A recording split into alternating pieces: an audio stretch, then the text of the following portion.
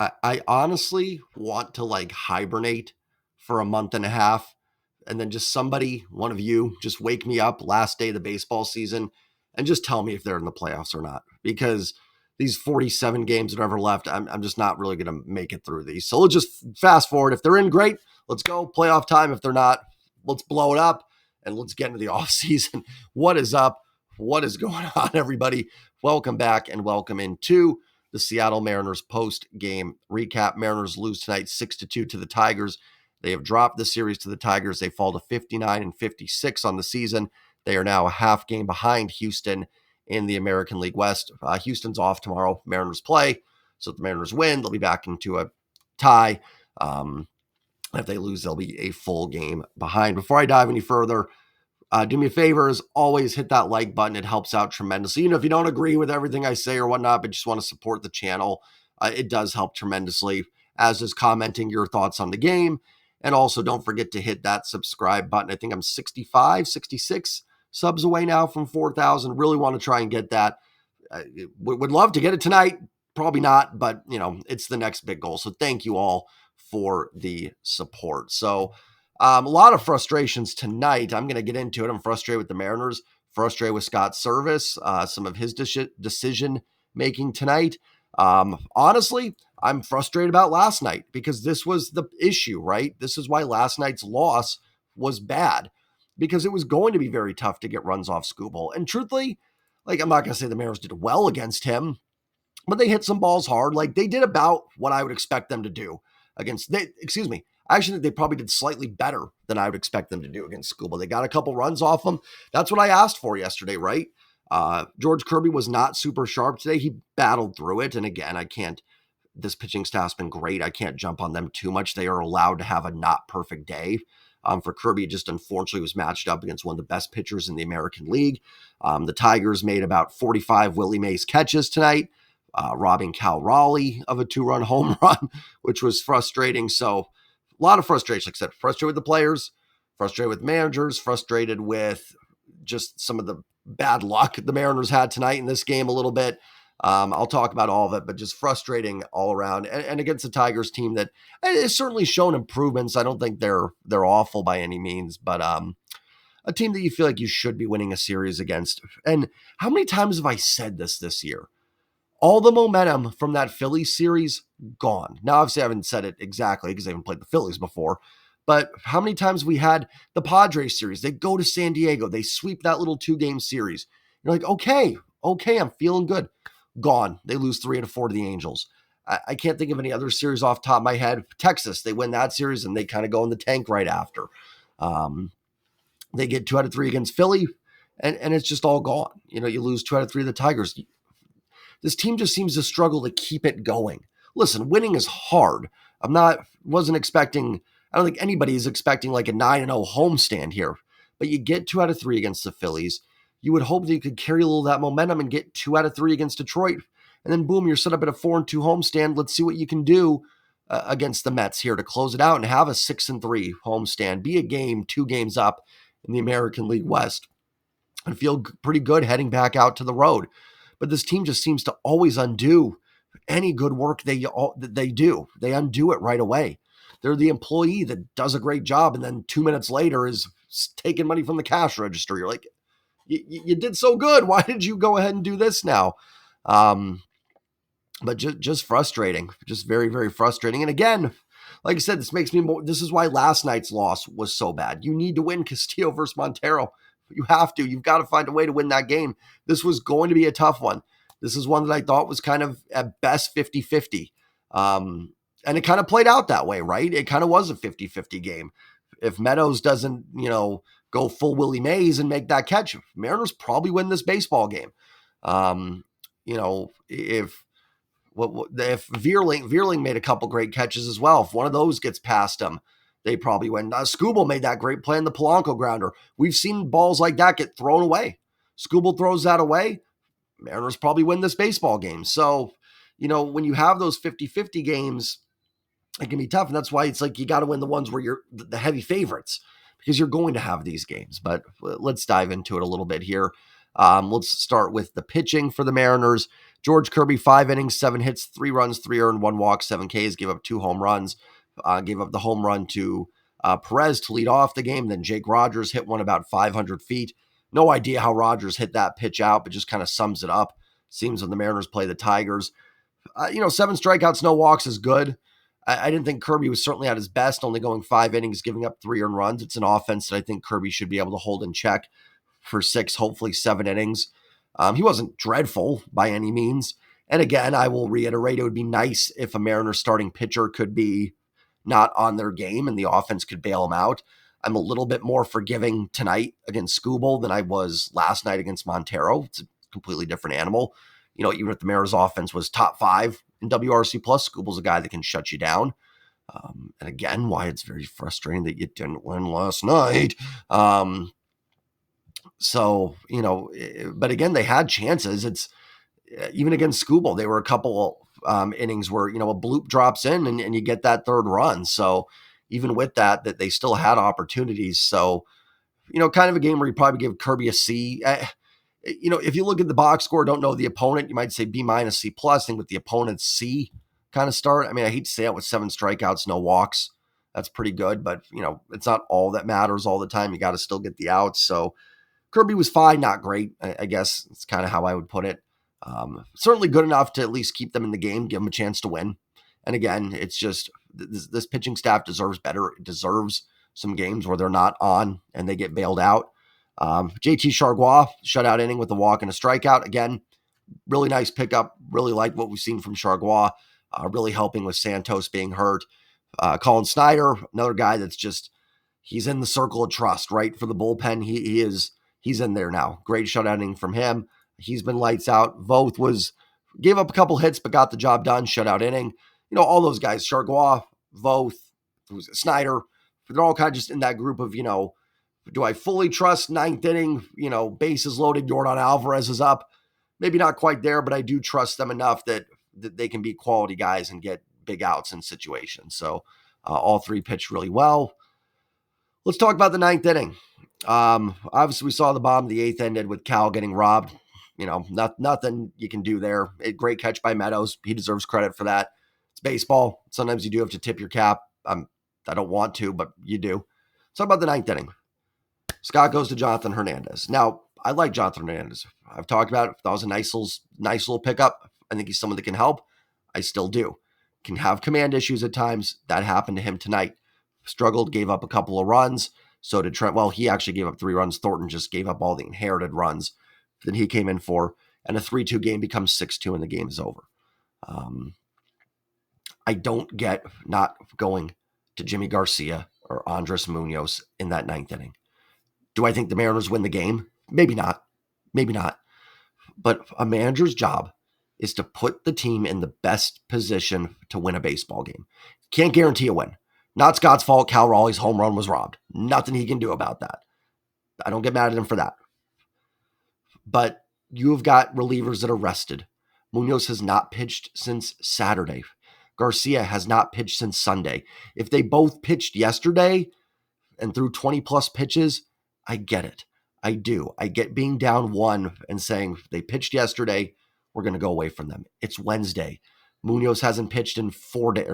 So let's see, Sunday, Monday, Tuesday, 3 days. Or to say Thursday. No, today's Wednesday. I can't even know what day it is. Garcia has had 2 days off. Hadn't pitched since Sunday. In a 1-run game, down by 1, why are you not going to your best arms in that situation? I don't get it. It's August. There's 47 games left. On April 8th, don't care, right? I get it. I get we've got to be careful with these guys. And I'm kind of tired. I'm not trying to pick on anybody in the media. I don't really care about what coaches say and everything. But if you look at the beat writers for the Mariners, they keep coming back and they go, well, Munoz is only going to pitch if they're ahead. Why? Why is Munoz only going to pitch when we're ahead? Can we get the answer for that? Because that seems like a spot. He was warming up in the bullpen already. If the Mariners took the lead in the 9th, put him in. He's warming up. You've already warmed him up in the bullpen. I don't get why he can't come in there. I know Munoz has had the back stuff. And that's why I'm saying, had he pitched yesterday, I understand it. I'm not trying to push these guys to the brink where they're hurt. But there's 45, 46, whatever games left. There is not a lot of time left to get this thing done, right? Like in April, fine, whatever. I wouldn't even be discussing this. But there's 45, 46 games left in the year. Not asking Munoz to pitch 4 days in a row. Not asking Garcia to do that. I know they've had injuries. I'm all for being cautious with injuries. That's how you know when someone like me goes on these rants, I think it should mean more. Because I do understand. I'm not sitting here going like, oh, suck it up. I'm not trying to do that. But I don't get in a one-run game, even down one, why they can't come in. Justin Turner led off that ninth inning with the base hit. Now Polanco grounded the double play, but if it's 3-2, Polanco's up as a winning run. And again, listen, I want to be clear. There's no guarantee Munoz has a shutout inning. There's nothing that guarantees Garcia has a shutout inning. I understand that. I do. Like I said, that's why I don't I never say like, oh, the loss is 100% on Scott. Like, there's no guarantee of those things. There's no guarantee the Mariners rally. In fact, I'd probably put money on that they wouldn't have rallied. But you have to put your team in the best chance to make those rallies. That's where it's up to a manager. It's in football, right? The coach has to call the right play. Now, the team may not execute it. They may botch it. Nothing you can do. But if you're calling, a draw on 3rd and 8 at the other team's 45-yard line with 2 seconds left down by 4, that's not going to do it, right? Like, that won't win you the game. You call the Hail Mary if it's intercepted. Nothing coach can do about that, right? Like, it is what it is. But you can certainly put your team in a better position to succeed. And man, Scott has not been good in these, I think he's actually managed the bullpen okay when they're ahead and when they're tied. But when they're down, he has no problem going to the second tier relievers. I like Hernandez. I think Hernandez can help. I do. I'm not trying to make this a big knock on him. But even if he's at his best, he's not Jimmy Garcia and he's not Andres Munoz. And I'm sorry in terms of well, what do you do then if they tie in the 10th? I don't care at that point. You didn't even get there, right? So if you use Munoz in the 9th, well, Jay, what do they do in the 10th inning? You go to Garcia. And then if you don't win in the 10th and you got to go to the 11th, then I'm not going to yell at Scott if he's got to go to Thornton, Sauce, Hernandez. At that point, you're out of guys. But you've got to get yourself to those situations first. You can't save the relievers. You can't do it. Again, is this the main reason they lost? No, the Tigers playing half Willie Mays, half Superman in the outfield probably contributed a little bit more to that tonight. But I didn't get the decision. Now, listen, in terms of firings and stuff like that, I made my case after the Angels game. After that series, I talked about it. I think you guys all know where I stand now. If they don't get in the playoffs, I think from front office down, changes need to happen. I want to be clear, too, even if they get in the playoffs, if they get in, win the AL West with 85 wins and get swept first round, we still have conversations to be had. I'm not saying they're all off the hook if they're in the playoffs, but for sure, if they don't get in, I think everyone needs to go. They're not going to fire Scott with 47 games left. It's just not going to happen. So I'm not even going to get into that, honestly. If they didn't do it after the Angels series, that they're not going to do it. It's at this point, it doesn't matter. We're so close to the end that you're going to have to put up with it, essentially. And I'm not necessarily even saying they should do that at this point in the year. I don't think that would even be smart where you're at right now. But I don't get that 9th inning. I don't. You had Munoz up, so obviously he's not hurt, right? Again, if something came out, by the way, I'll be clear. If Scott in his press conference said Munoz threw warm-up pitches and hurt his back and Jimmy Garcia is dealing with an injury, forget this rant. I should probably check those things before doing these videos for the record. Let me see. I don't see anything where they have said anything about it. So let me see. Let me just look up real quick because I always want to be careful. Sorry for this pause in the video, but I do always want to make sure something didn't happen. Service said they weren't going to use their high-level relievers like Garcia and Munoz unless the game is tied or they are leading. Similar philosophy what they did in the years past. Well, the years past, they haven't gotten in. So I'm sorry. I don't agree with that philosophy. I get that's their answer. So that's just, I should have read that louder. So Divish reported that Service said they weren't going to use their leverage relievers like Garcia and Munoz unless the game is tied or they are leading. It is a similar philosophy to what they did in years past.